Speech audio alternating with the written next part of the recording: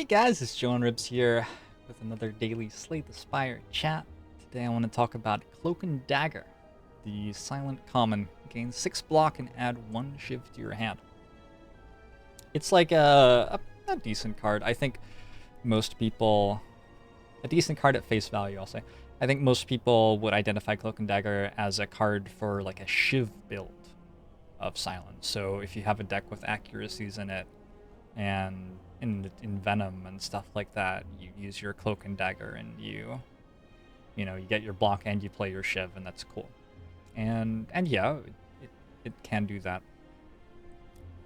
Cloak and Dagger is, in my opinion, the strongest silent common.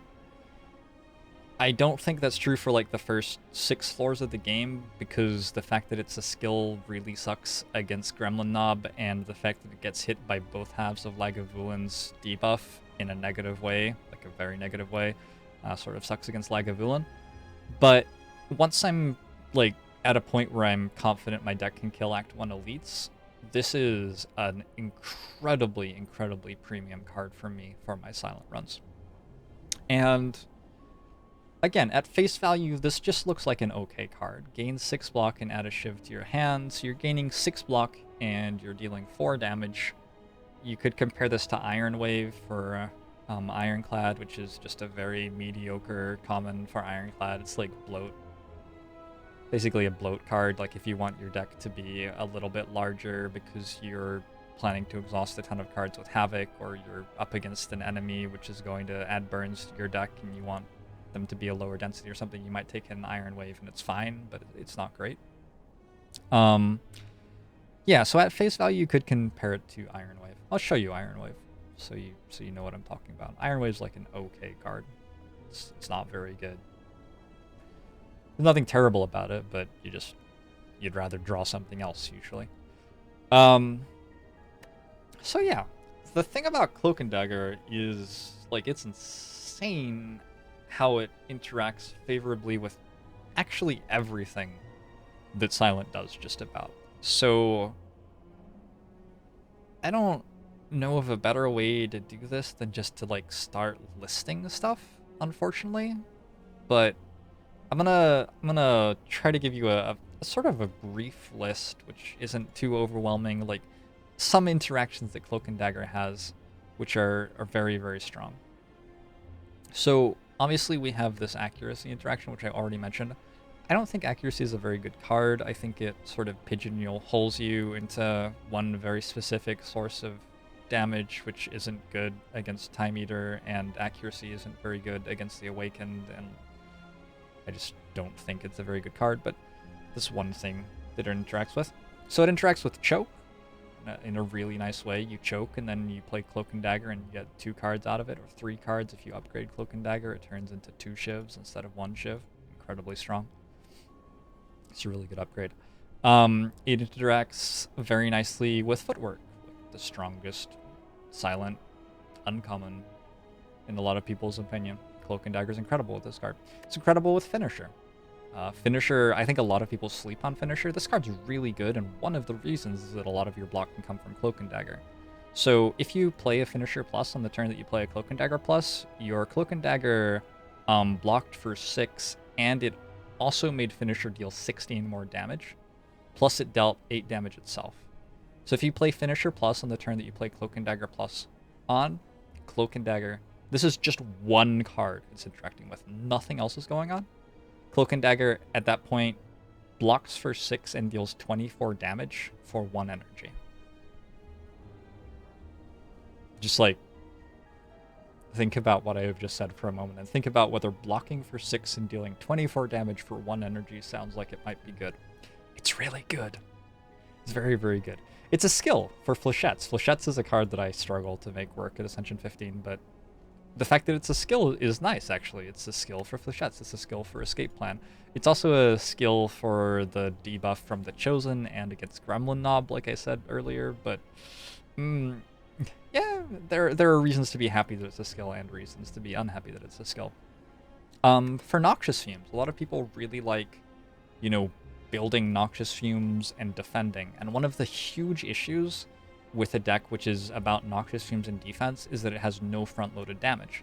So if you're up against some fight, like, think about the 3 bird cultist fight in Act 2, where all 3 of them do their ritual on turn 1, and then they start hitting you for larger and larger amounts, and you'd really like to be able to, like, kill one, and then, like, maybe kill a second. But with Noxious Fumes damage, you're sort of just killing them all at the same speed, and they're, like, hitting you for 45, and you're trying desperately for block, and then they finally die. If your block is coming from Cloak and Dagger, you can, you know, just tap 16 damage onto one of them and get it dead a few turns faster. And that actually matters quite a lot if you have a block-centric strategy. One of the problems with block in the Silent card pool is that it's very hungry for lots of cards centered around block. Footwork really wants lots of cards which have block written on them, so you want lots of like 0/1 cost block cards with Footwork. Afterimage really wants, you know, lots of cards that like cost a little bit to build around blocking. And so Cloak and Dagger's incredible there because it fits into this Footwork and Afterimage. It's really good with Afterimage, incidentally. It makes Afterimage gain another 3 block if you're playing a Cloak and Dagger 2. Cloak and Dagger Plus. And it deals some front-loaded damage at the same time, which is very, very nice. It works with Terror, if that's what you want to do. It's great with 1,000 Cuts. It's great with Afterimage. It's great with Burst. It's not terrible with Die, whatever. It's great with Doppelganger, because a lot of the time when you play Doppelganger, it's like set up a big finisher turn, and hey, Cloak and Dagger is insane with finisher. Yeah, a lot of the time when you play Doppelganger, you want to be playing a card like Cloak and Dagger on the next turn, in my opinion. It's incredible with Envenom. It's really good with Nightmare because of how strong a card it is. A lot of people look at Nightmare and they think they have to like Nightmare a Malaise to completely shut down a fight, or like Nightmare a Footwork so that they have 12 Dexterity or something. You can Nightmare a Cloak and Dagger Plus, and usually that's enough to kill fights because of how strong the card is. It's just really, really strong. It's actually, this is sort of more difficult to conceptualize, but you can use it with cards which discard, like Calculated Gamble, for example. Because you get net positive cards when you play Cloak and Dagger. You play one card and end up with 2 shivs in your hand. If you need to dig deep in your deck with Calculated Gamble, you can play the Cloak and Dagger and actually discard the shivs. And sure, it's not that exciting to have shivs in your deck to draw later. But if this turns when you need to find a card, then that's actually a pretty good play. Quite a lot of the time. And it gets you 1 card deeper. So you can actually use Cloak and Dagger for card draw in some bizarre situations. Speaking of Cloak and Dagger for card draw, let's look at some relics that it interacts with for Silent. Let's look at Dead Branch. Whenever you exhaust a card, add a random card to your hand. This is one of the strongest relics in the game. I talked about it earlier. And it's insane with Cloak and Dagger. Cloak and Dagger Plus with this card basically draws you 2 random cards, as well as doing all the things it usually does. So it like makes 6 block and draws 2 cards. That's a backflip, which is like the other really good Silent common, in my opinion. And it deals 8 damage as well. That's assuming that you don't have any strength. Is there a way for Silent to gain strength? Yeah, of course. There are tons of ways for Silent to gain strength. I mean, I'm not going to list all of them, but the one that... Okay, Gurya... Cloak and Dagger is insane with Gurya. Really, really good with Gurya. But, like, if you get Shuriken, and you have Cloak and Daggers in your deck, like, boom. This outscales everything. You no longer have to worry about scaling in your Silent deck. Sometimes people get... I think a lot of people see what Noxious Fumes does in Silent, and they're like, nothing can compete with Noxious Fumes. It just deals so much damage, it just ramps up so quickly. And, like, just Cloak and Dagger plus Shuriken, if you have the Relic, obviously you have to get the Relic, but if you get a Relic like Shuriken, or Gurya even, Cloak and Dagger plus Gurya, like, they deal insane amounts of damage because of this strength. It's insane with Kunai. Every time you play 3 attacks in a single turn, you gain 1 dexterity. It's proccing this stuff, and so it's gaining dexterity for your block cards, and wait, it's a block card too! So, so it's playing you the attacks and is blocking for you. If you had Kunai and Shuriken and like 5 Cloak and Daggers, there is no fight in the entire game that you wouldn't absolutely obliterate. Um, it's good with Letter Opener. It's good with everything, just about. Um, Cloak and Dagger is a card where the more that I've played the game, the higher I've evaluated this card, to the point where now I consider it to be the best silent common, with only backflip in any real sort of competition. Maybe something like Slice, super early on in the game, because you just want extra damage early. Cloak and Dagger and Backflip as skills are not particularly good at the start of Act 1, when you could walk into Gremlin Knob and die if your deck is relying on skills. But yeah, it's insanely good.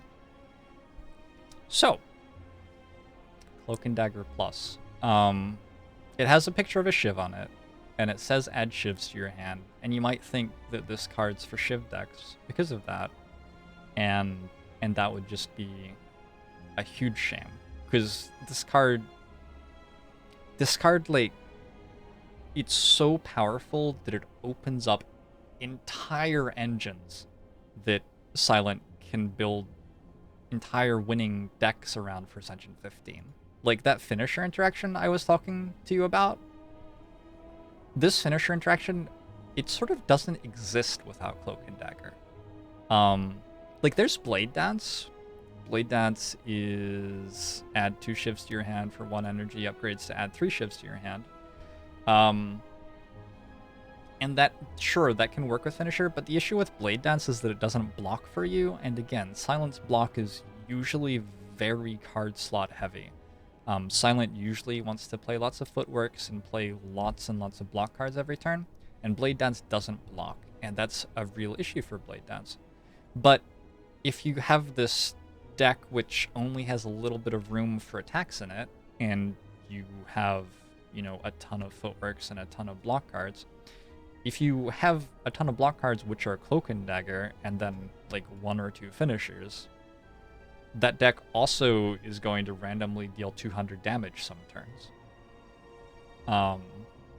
You know, you might need a doppelganger to make the 200 damage happen, but the last time I fought Time Eater with Silent, I like killed Time Eater from 240 with 2 finishers fed by a couple of Cloak and Daggers, I'm pretty sure. It's just insanely strong. So, this is one of those cards where you don't look at this card and think, I don't have anything this interacts with yet, and its numbers just aren't that impressive. You look at this card and think, I don't have anything that this interacts with super favorably yet, but I can basically guarantee that I'm going to by the end of the run. There's so many different ways that Cloak and Dagger can become incredibly strong in your deck that you should pretty much always be excited to be adding this card to it, unless you can't kill Gremlin Knob yet, or need something specifically tailored to beat Lagavulin, and are about to walk into those guys. This is a card that I value higher than, I think, most Silent rares and uncommons. This is a very strong card. So, thanks for tuning in, guys. I hope you enjoyed the chat. Let me know what you think of Cloak and Dagger in the comments. And don't be shy. Come hang out in the Discord or hang out on the Twitch. While I'm live. If you can catch me while I'm live. I've been Joe and Rips. I'll see you guys tomorrow for another daily Slay the Spire chat. Bye, guys.